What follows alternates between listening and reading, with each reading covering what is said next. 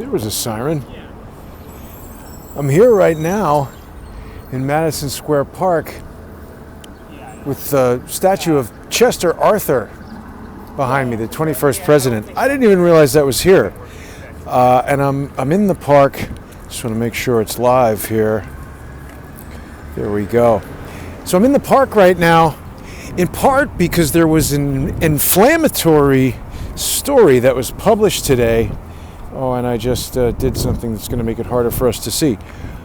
There was an inflammatory story published in a lot of different news outlets today saying that New York City was preparing to basically bury people in city parks. This was a statement made by Mark Levine. Mr. Levine is he's a member of the city council. Let's see if we can bring this up here. I'm always trying something new and creative so that people can have a better YouTube experience here and learn some more stuff. So here we go. Mark Levine, he's a member of the New York City Council. He's got a degree in public policy from the Kennedy School of Government at Harvard. So, I mean, I like John F. Kennedy. I'm not too crazy about Harvard. We're hearing about a lot of weird stuff going down at Harvard. I'm walking by some art exhibit that's making a lot of noise, so let me go another way. But this guy, he's also a member of something called the Progressive Caucus. Sorry about that. People who like to blame everything on Israel will point out that the guy's Jewish and that he speaks Hebrew. I don't speak Hebrew. I mean, maybe like shalom and stuff like that. But I'm Jewish. I don't blame Israel for everything. I think they're evil people from every country. And it's not necessarily about being evil. This guy could be stupid. He could be misguided.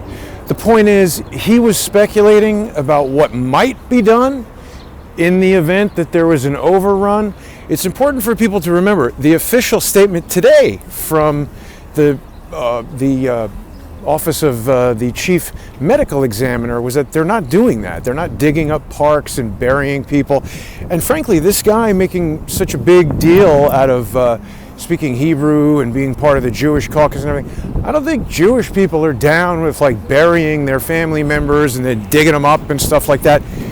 You can't do that. A lot of people have been sending me emails about the laws surrounding what goes on with dead bodies, like how they're taken from hospitals and dealt with and all that sort of thing. And then I guess someone might say, oh yeah, but this is an emergency, so we can change the laws. But it doesn't seem like they're able to change the laws too easily with regard to where ambulances can go. We've seen a lot of ambulances sitting around, not so consistent with the huge numbers of death. Now, it does seem like there is a particular problem at the Elmhurst Hospital Center, and I've been tracking that. A lot of people know that I've been trying to get some answers to the questions that were raised in this New York Times article that focused on Dr. Colleen Smith. Dr. Smith didn't want to answer the questions that I posed about whether she knows Bernadine Dorn, ever met her maybe at an alumni event at the University of Chicago. I initially was asking if she had worked with Bill Ayers. He's married to Bernadine Dorn.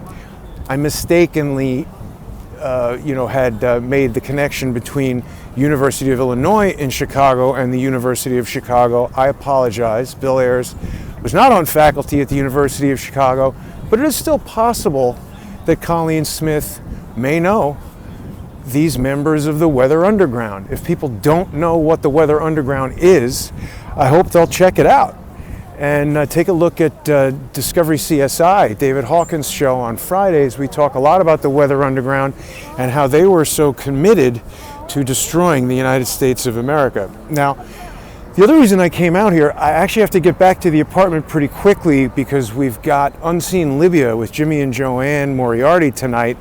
They've got a lot of insight on what's going on in North Africa and the Middle East. People who haven't seen them, I hope they'll tune into their show tonight at 8 o'clock right after this. But for people who saw the tweet, the other reason why I wanted to come out is that my days on YouTube may be numbered. I got this email from YouTube. How come it won't play? There we go. They were basically telling me that they've demonetized Crowdsource the Truth 2. Now, Crowdsource the Truth 2 is the backup channel to Crowdsource the Truth. There's only about 16,000 subscribers on there. So if you're not on there, please get on. And, if anything happens to the main channel, the plan was to have live streams continue on the backup channel. And sometimes I'm putting videos on there that you might not see on Crowdsource 1. This is not a strike on a video. This is not a strike on this Jason Burmis video. It's not a strike on the Dr. Paul Cottrell video. Two videos during which I recently exposed individuals who I consider to be malicious social engineers, people who are fear-mongering, people who are saying things that are flat out untrue, making up lies about me, deliberate lies. People who didn't see that Burmis video, take a look, because he's a guy who's been around in alternative media for a while. He had something to do with that movie Loose Change. I don't know that much about him, except that I saw him doing a broadcast with Mr. Chavez when that whole Dark Overlord thing was happening, which pretty quickly struck me as just a scam to get Bitcoin. It didn't seem like a legitimate element of information or news. It was just a real scammy kind of thing. And then, when they want to go spreading lies about me, I know they're not true. And when I catch them in the lies, that seems helpful to people. If there's someone who's presenting themselves as a source of information, but they're actually a source of disinformation, well, I think people should know that. And I think that taking what they say as fact might be harmful. YouTube's been very vague in terms of telling me what on Crowdsource the Truth they considered harmful, but that's why I'm beginning to wonder if YouTube is not perhaps got their designs on totally eliminating Jason Goodman from YouTube. And this is why it becomes increasingly important for people to become sponsors of Crowdsource the Truth. You can do that by going to subscribestar.com/crowdsourcethetruth or patreon.com/crowdsourcethetruth. And there are so many people who have become sponsors and enable these broadcasts. I want to thank all of them. Just this past weekend, the Jason Goodman YouTube channel, the main page for Crowdsource the Truth information, that hit 100,000 YouTube subscribers. And what I've been told is that, that's like you're in the rarefied air kind of area when there's 100,000 subscribers. Not because, of any reason other than the way the YouTube algorithm starts to handle your channel. Perhaps the videos get suggested more people start seeing them, the information starts to get out.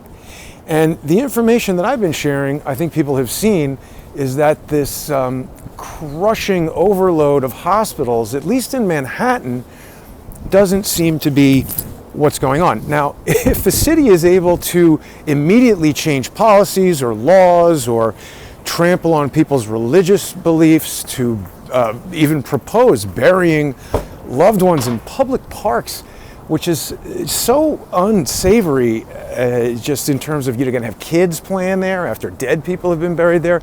What about the health issues of burying a dead person who's suffered from coronavirus and then letting their body deteriorate in a park where kids are going to play and people are going to hang out? It just doesn't seem like a good thing. And then if you read in detail into those articles, they did publish statements from the medical examiner who said they're not doing that. It's, we have to go back and read. The New York Times had an article that got a little bit more detailed on it, but of course, the New York Post, rag that it is, instantly buy that up, and if toilet paper runs out, you could use that. But the New York Post ran a really inflammatory article, and what's going to happen is that's going to get picked up in England, and it's going to get picked up in Italy and Spain and Australia, and 60 Minutes will include it in its next thing, and maybe they'll get a comment from Dr. Colleen Smith and other doctors who are being retweeted by her, and they'll just, drive people to panic. So I don't think any of the information that I put out is harmful, but of course YouTube does.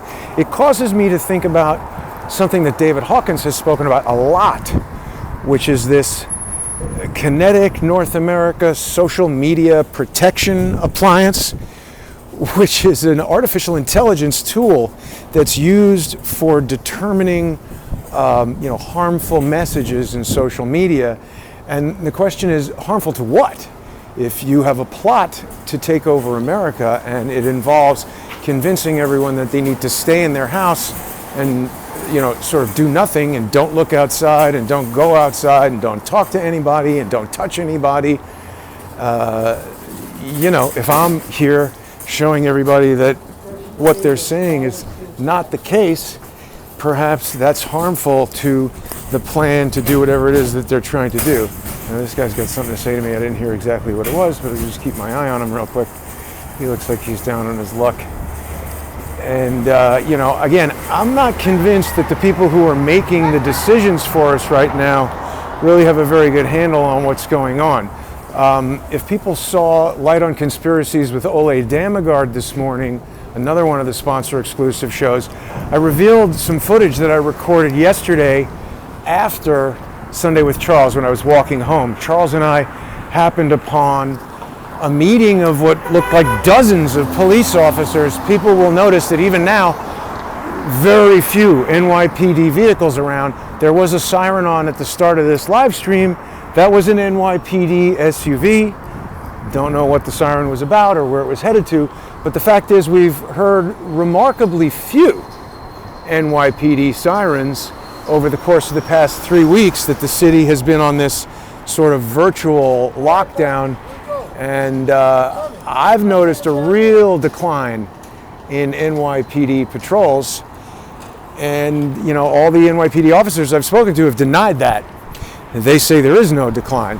There was an article that ran, I think over the weekend, that said that 10,000 members of the NYPD were planning on calling in sick. Do 10,000 NYPD officers have coronavirus? I don't know. But unless you're spreading the word that people need to stay home and stop the spread, I guess that's dangerous. A lot of people have been asking questions about Anthony Fauci, about Bill Gates. These are guys who want you to stay home and get ready to take your vaccine. Reuters even said that Bill Gates, they were debunking the claim that Bill Gates wants to put a chip in your hand to help fight coronavirus. Now, that title might be sort of, empirically correct in the way that it's written. I don't know that he necessarily thinks the chip is going to fight coronavirus.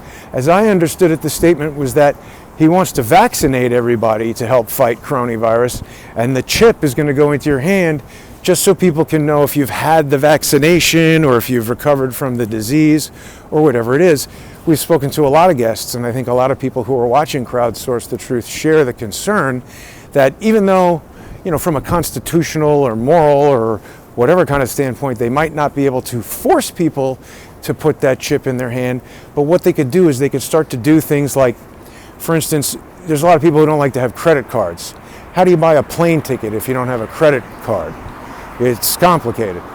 It might be difficult or impossible. And if you don't have the chip, how do we know they're even going to let you on the plane? So they may not legally mandate it, but if you can't withdraw money from the bank or buy anything from Amazon.com or shop at Whole Foods or get onto an airplane or get into a train without that chip, life might become pretty lonely without it. So I'm very skeptical of Bill Gates. I'm very skeptical of Anthony Fauci, the CDC, the WHO. All these things that they're telling us to do, they fall into this category of obsculta, that theme that is emblazoned on the sculpture outside the BBC broadcast house. When David Hawkins and I went to the broadcast house in London, that was a fantastic episode. And you see, it cost a lot of money to go to London, so in my mind, I couldn't do that if it wasn't for the sponsors at patreon.com/crowdsource the truth and subscribestar.com/crowdsource the truth. So that information is there for them to have. People who over the years have told me that I should just put this stuff on YouTube and make it free. I mean, I understand the desire to want things for free, but I would have stopped doing this a long time ago if it wasn't for the sponsors. And I don't see other people out there doing things for free. That's not the way a capitalist society works. I mean, we all want to work and earn money and buy things. people want free health care. I don't agree with that. I think that we need to live in a capitalist society, and although we are a generous people who want to help those who can't help themselves, I don't think it's reasonable for people who are working really hard to provide tax dollars to people who are, let's say, not legally in the country, or people who want to sit around smoking cigarettes, drinking booze, eating McDonald's, getting sick, and then going to the doctor for free. The other thing is, they're never going to give you that. Obamacare was not that. Obamacare, they're just selling you a ton of health insurance. And what we're seeing now as part of this coronavirus problem is that there's tons of hospitals around New York City, and they can't even distribute patients from a city hospital to a private hospital. We've got that boat up there that was supposed to be for non-coronavirus patients, and now Cuomo put out a tweet a little while ago saying that he's thankful to President Trump for allowing their request to put coronavirus patients on the boat. That sounds to me like a cleanup operation where they just basically had the most colossal F-up you could imagine. And the way they're covering it is by saying, oh, yeah, that's what we wanted to do. We wanted Trump to allow us to put coronavirus victims on that boat. There was something like 20 people on that boat. So you're telling me there's only 20 people in New York City who are having injuries and sicknesses and hospital needs that aren't related to coronavirus? I don't really get it. Well, okay, so Joanne Moriarty is texting me right now. I've got to get upstairs and get her the links for Unseen Libya with Jimmy and Joanne Moriarty. Please join us on Patreon and Subscribestar. Thank you so much to all of the generous sponsors that make this channel possible. And please join me on those alternate platforms. We don't want YouTube to be able to decide what you get to see and don't get to see. I think people who are watching Crowdsource the Truth are smart enough to determine for themselves if this information is helpful or harmful. And I want to thank everybody for tuning in. I'll see you in just a few minutes.